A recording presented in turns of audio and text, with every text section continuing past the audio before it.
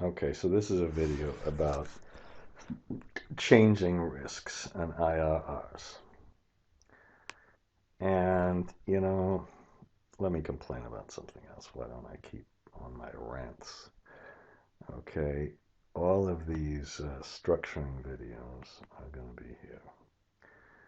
We have structuring spreadsheets. I have quite a bit of them now, quite a few of them. And there's one called Yield Co. Okay. And this one called Yield Co.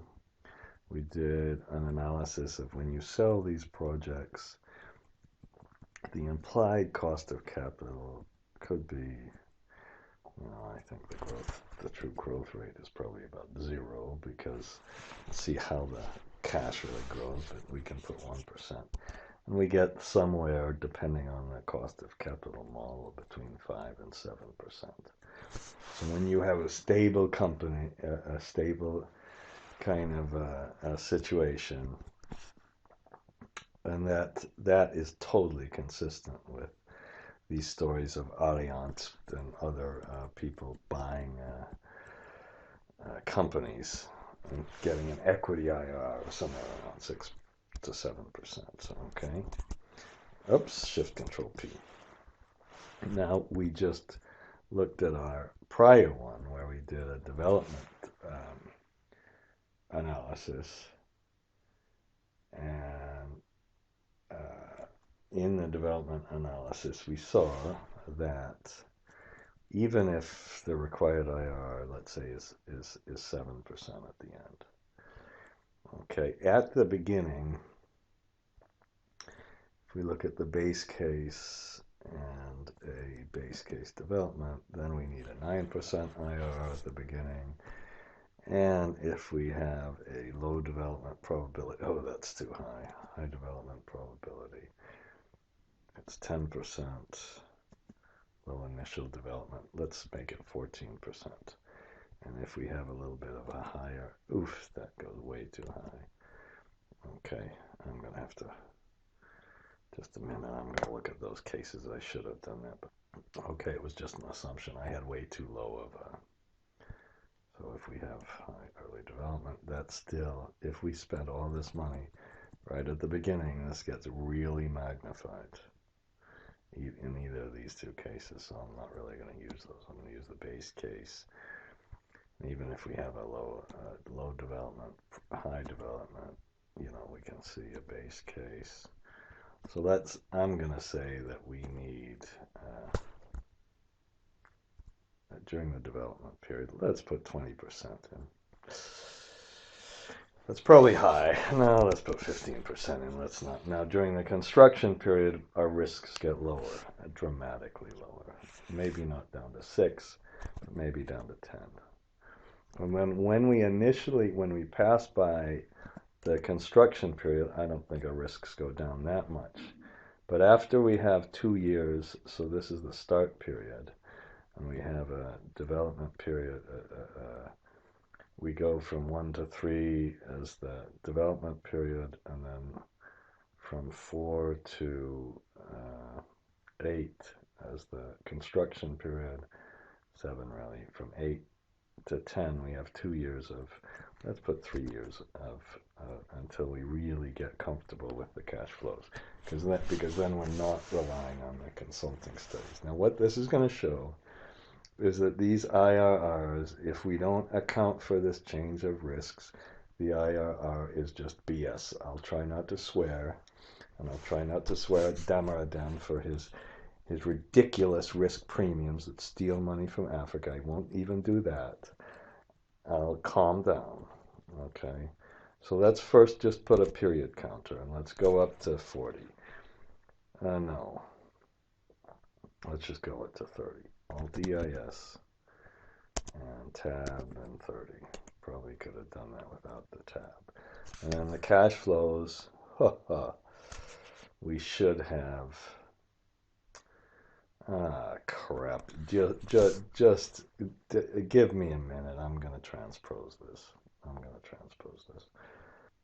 Okay, that took me longer than I wanted to. all I did was transpose it. This is the periodic cash flow, so 14 over 4 years, 250 over 3 years, 180 over 3 years, 180 over 13 years, and we get to 20 at the end. Delete this, we're just going to make a 20-year analysis. Maybe I'll start here, 1, LEIS, 20. And the only reason I did that last thing is so when we do the cash flows, we can use the lookup function. This is going to be a lot about lookup.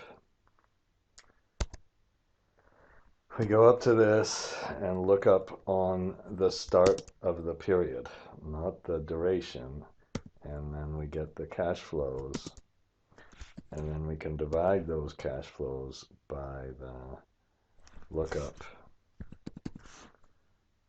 of this number and again that for the start, but then we get the duration. Okay, so that's how, so we have 350 in the first one. Whoops, let's shift control R, control space. Let's make them all wide so we don't have this horrible inconsistency. So if we just compute the IRR on those numbers, all right, we get 16%. That's a little too high. Let's make the construction period 4 years. Whoops. Oh no. Just a minute. So this should have been,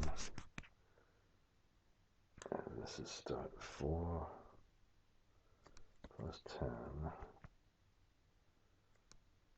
Okay, if I make it 5 years.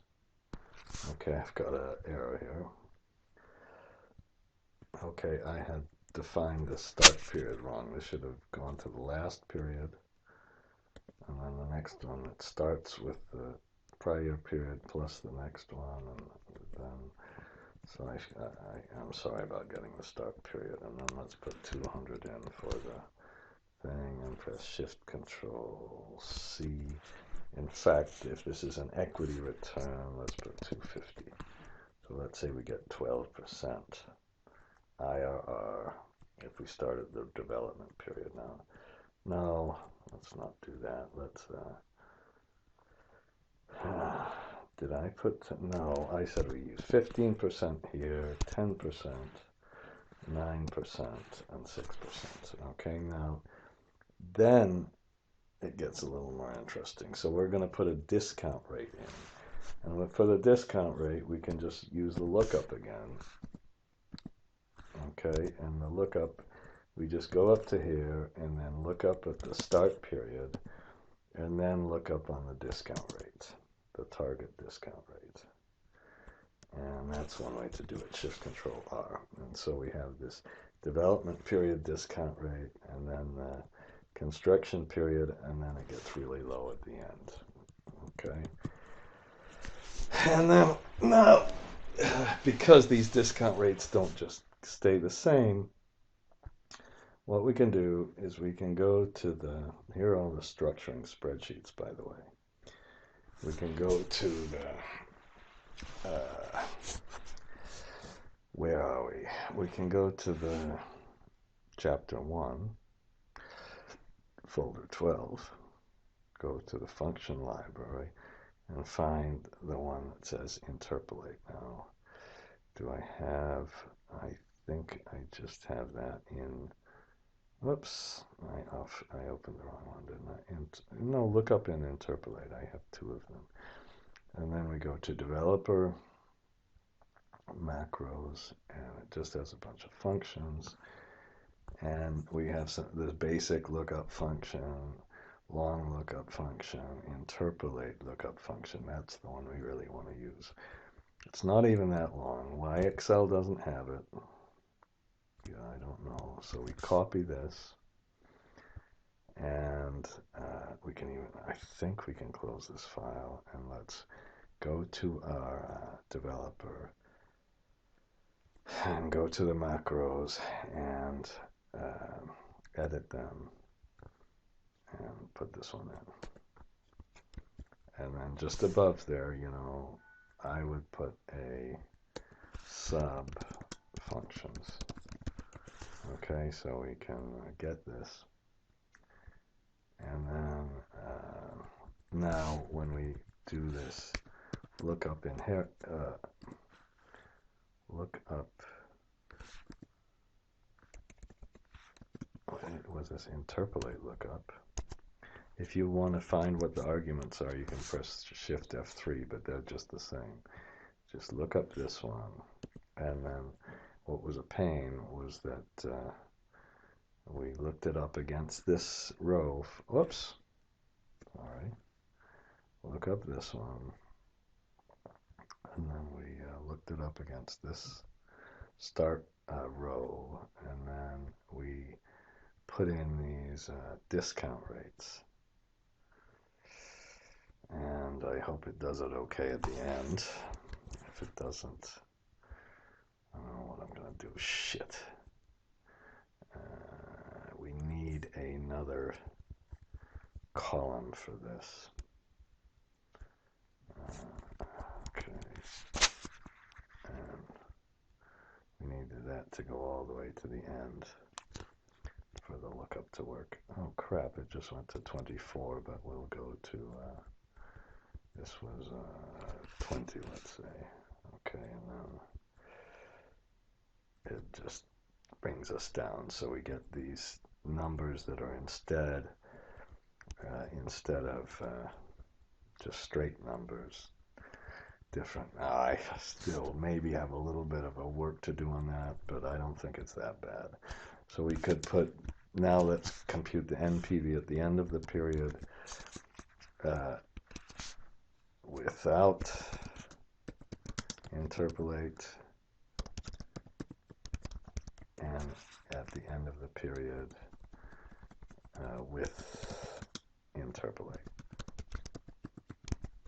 Now, we're going to make an assumption here that you spend the cash flow up here. So when we compute the NPV, we'll take the discount rate and just go one forward on the discount rate. Okay? And so we have a negative value. The reason we have a negative value is our IRR is only 9.33%. I think I wanted that to be higher. Okay, and it's still lower than, here's the big thing, it's still lower than the other one. Then if we put,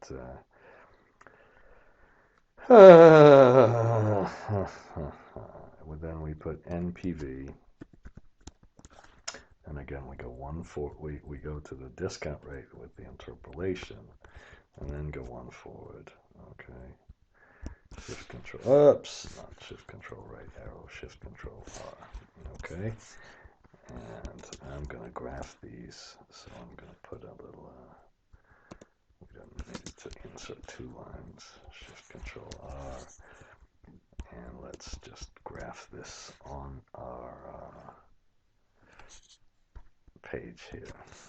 Okay, so this is the, and what did I do wrong? Either that it's just making almost no difference. Yeah, I guess it isn't.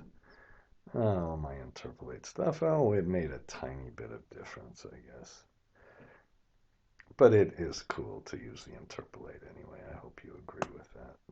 Using lookup instead of VLOOKUP is the first stage, and then using interpolate, and maybe let's just make it a line graph. How's that? And yeah, that's good enough. We can see that the interpolate kind of smooths it out a little and takes out a little kink here, I guess, or something like that. All right, good enough. Okay, and that's, so the question is, we kind of hit a peak of the value when we have a lot of cash flow left, and we just, our discount rate goes down. Maybe I should have left it the other way. This is in period of about 8. Actually, yeah, here, this is where, surprised this didn't go down. Let's make this the same as this. So let's make this 2%. And then, ooh, it didn't go down as much as I wanted it to. Let's make this 11%. That brings that down, so so it's coming down. Well, whatever. Let's leave that at 6%. Okay. And what we should do is a series, I'm sure, by the time I'm finished with this one, we're going to do a series of different discount rate assumptions. Could keep one flat, keep them changing, and just see what happens to the value over time. So to do this, let's first put a holding period. Let's put our holding period, and let's just say we sell it at year 10. So that means we'll go to year 10, collect our cash flows, and at the very end of the year, we'll sell it. Let's sell it with the interpolate instead. Okay, and that means we have to have a switch, and that means we have a simple switch that says when this thing is equal to that one, we have a single true. And oh no, I'm sorry. When this, we're going to hold it. So when this one is less than or equal to this one, we're going to collect the cash flows, including in the last year. And then we'll have a holding switch, which just says when this one equals to that one, we'll sell it. And then the cash flow over the holding period is this true times our basic cash flows we got, plus the terminal switch times the NPV at the end of the period, okay? And then after that, we get nothing. And then, so we didn't need to do that fancy thing, and then we can just compute our IRR over the holding period. Now, for me, the most interesting thing really is, well, let's put 8, 7, 6, 5, 4, 5 is our best holding period. Is the IRR 5 is period 5 is just right at the beginning of the construction period. Maybe we should have made this 13%. Uh-oh. Why did that turn everything off? 6, 7, 8, 9. So we can see what, and I better put an if error around this too. I like to put the false at the end of the if error. Okay. And, so what's the true IRR? Now you could be like, what's his name? Warren Buffett, your friend. He says, my holding period is forever. My holding period. I'm not trading assets. Well, that's, maybe he doesn't, but that's bullshit. Because he's got a safer company after year 10 than he had when in year 1. Couldn't even compute it in year 1. In year 2, we just have negative cash flows. In year 3, we still have negative cash flows. Not until year 6 do we get but then we have a safer company. If we had a stock value, it would go up, whether we sold it or not. It has nothing to do with yield codes, buying and selling, or anything else. It's purely the risk going down and the value going up in order to whatever. If you can be a fancy banker and say, I need to monetize that value, monetize or whatever, unlock, that's a better word, unlock the value. I need to unlock the value. That doesn't mean the value is not there. It's there no matter what, and it's there if you make the analysis or not. Now, what we could do is do a couple of, just a data table and change the holding period and find what the holding period is. And we could also say, well, how does it react to the different discount rates? Now, I knew I would end up doing this, so I'm going to put different discount rate scenarios. Now, if our discount rate is less than, if our discount rate is almost always more than the 11%, we'll always want to hold it. If it's always less, we'll want to sell it as soon as possible. If it moves around, that's when it'll be a little more easily interesting. So what I'm going to do is switch the video off and make some changing discount rate assumptions. Okay, so instead of wasting your time watching me type, I put a base case in that has the same kind of structure we had before. And I said, well, we just have a constant. I should put constant low discount rate, and then we could have a constant high discount rate. And then we can say, well, it's really high at the development, which is very realistic. And then after you're constructed, everything's going to be okay. It's a solar project. And then you can say, well, there's some risk in construction, but then everything's okay. So it falls from 12 to 8. And then you can say it stays high for the construction and then falls after that. And then you can say it's high until we figure out if these consultant reports were complete crap. Okay? And that's really what you're doing. So this comes now from E48. And I think, first you have to just make a couple of comments. Rather than making your big, beautiful, artistic models with your wonderful disclaimers and you believe that everything should be hid, and with your horrible large formulas, I wish you would make simple models and understand the ideas. And sometimes these little spinning boxes, even though they're not good to really put in big models, are very helpful to put in a kind of fancy in these models that just explain what's going on. So if we have and then we can put up here, let's put our constant whole life IRR, and that's this. How about we'll push this back, and then that's this one. And then we can put holding period. Okay, and that's going to be this one. Okay, and then we, okay. And we right click and move that down around this. So, if we have the base case, that, and then I'm sorry about putting another spinner button in, but we really should have one on the holding period, I guess. Didn't need that much, because we could have changed it by ourselves, couldn't we have? So let's make it go from here to 30 or something.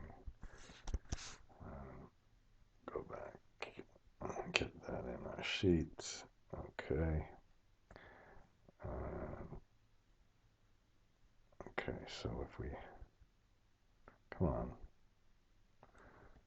Uh-oh, where's our holding period? Very bad, very, very bad. So it was good I did that so we could see. Okay, so if we put a longer holding period in our base case, we can kind of see where it's going. Now, if we have a constant discount rate that's a low discount rate, we should, I think, sell the thing as early as we possibly can. Just sell it right after the development period, because somebody's going to pay more than our IRR. If we have a high discount rate, what we're going to have to do is wait as long as we possibly can to sell it. Okay, and it all compares, it's all varying the kind of first discount rate with the others. And what I should have done when we do the data table, we'll put a little thing here to show what happens if we have discount rates. Now, if it's low right after the development period, what we should do is sell probably right the kind of beginning. That's where we get our really high kick. Look at that, okay? Just a couple years right after that development period. All right, and then if it's high after the construction period, we better wait and then sell it then. So we have to understand how the risk really changes over time. And if it's right after the operation, let's wait till that operation. And then finally, after mature operation, then we have to wait a little longer. Maybe I went too low. Oh, this didn't even help that much. Shit. Oh. We didn't get much of a kick after the mature operation. Why is that? Interesting. I should try to understand that a little bit more. Let's make that initial operations only 2 periods. Okay, we can get a little higher. And why, when we made those only 2 periods, did it change the base case IRR? We have -1, 2, 3 construction periods, 2 operate. What's going on here? Oh, that's embarrassing. I gotta stop this and figure out what's going on. Okay, well, that was really embarrassing. What I did is divided it by the kind of thing, so. And I also should have been less than 8 minus 1. Just a minute. So now we have our operations period, because I divided it by the period. Excuse me for that. I'm glad we found that. So if we go to the base case, here's how it looks. On our interpolation is looking a little better to constant discount rate. High discount rate interpolating doesn't matter. Low after the development, low after this one. So we start with our 8. Maybe let's make the first one 35. And come on, I'll put a spinner box here. Let me have you not watch that. Okay, so now we can put in different cash flows and see what happens. And now we'll make, it's almost an obvious data table to make.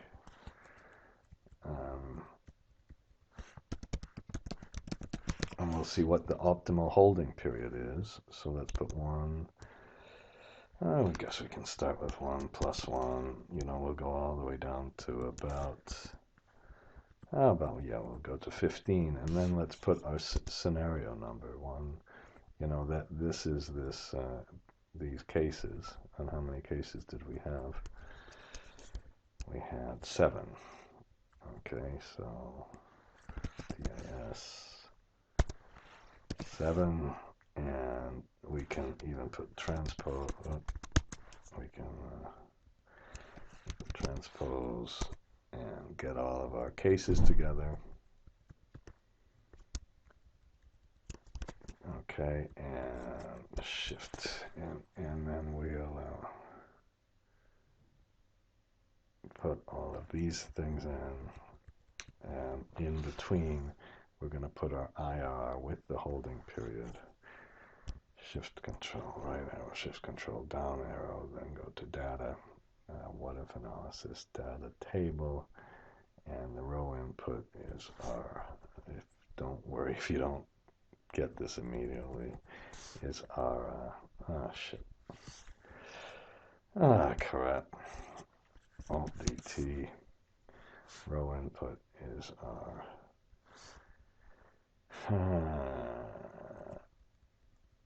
code number, right? And the column number, the column input is the holding period. And then we can do a little analysis on this. It gives us all the same number because we have to make a macro and call that calc. And then because I can't do this because I'm recording, but you could press Shift F9. I'll put calculate the sheet. Oof. Ah, crap. Why is it taking so long to calculate the sheet? I think I put calculate sheet. Oh my God. Okay. Oh, it really shows you how bad the things are. So we can kind of find our optimal holding period for the various things now. And then finally, just above this, let's put our initial cash flow. And we can see, okay, well, that's this one we're taking, and we can right-click, copy that, put this here. Now, maybe I have a whole bunch of other sheets, but this should just be calculating the sheet. Assign macro, calc. Okay. Right-click, assign macro, edit. Active sheet calculate. Okay. Well, all right. And I'm going to take out our freeze panes so we can just really look at things. Now, what we can do then is put our this was our holding period, so we can put the max down here, and hopefully it isn't affected by the faults.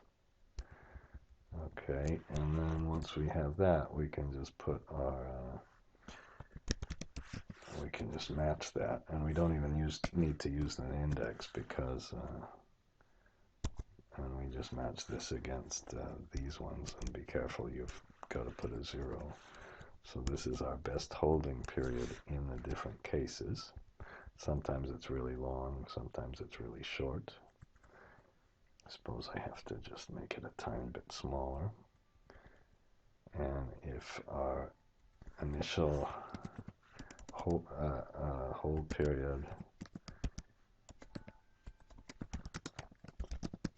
IRR is 8% here.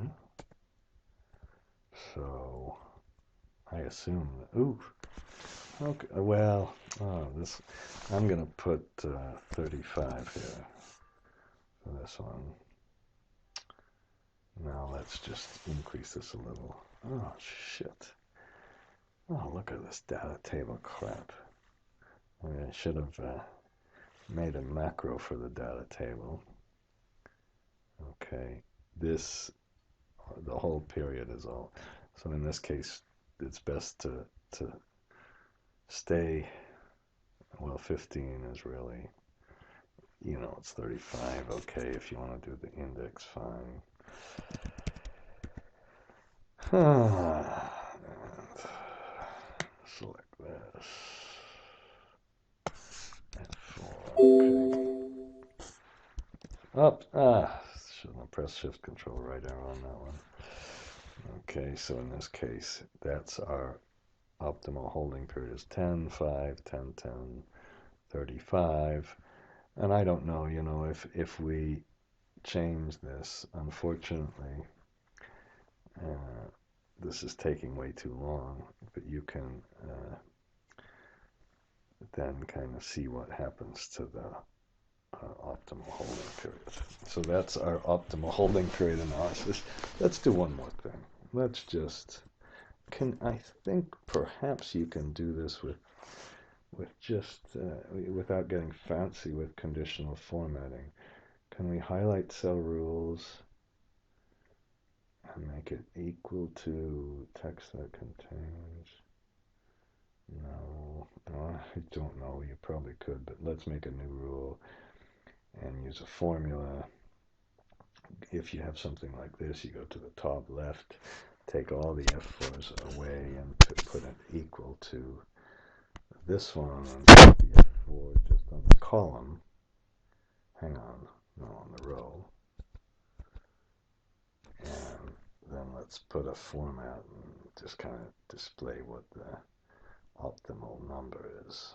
Okay, so you can see when it's best to sell in different scenarios.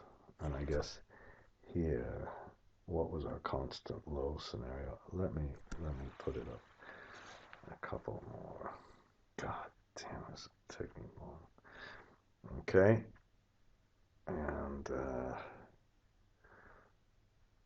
then it was best to sell here, sell here. You can see it's kind of interesting. It's best to sell at different points. And the management can say, oh no, you have to estimate discount rates. Well, that's their goddamn job, to understand how the risk of the project changes. Instead of reviewing some over elaborate stupid model, they got to figure out what their project is actually about. And it's about changing risks, whether it's a wind project with a different consulting studies resolved, or whether it's investing in a new country where the political risk goes down the stupid down crap, or whether it's the, I don't know, God knows what, another risk where you've just shown that it's really going to work with the local government, or I don't know, if it's a tollway, you've established the toll, that's the most obvious kind of ones, okay? The risk changes. Don't This is not just about making some beautiful model, okay? And that's enough of ranting. I just started ranted again, and this stupid data table is killing me. I hope it's not going to make the rest of the sheet long, okay?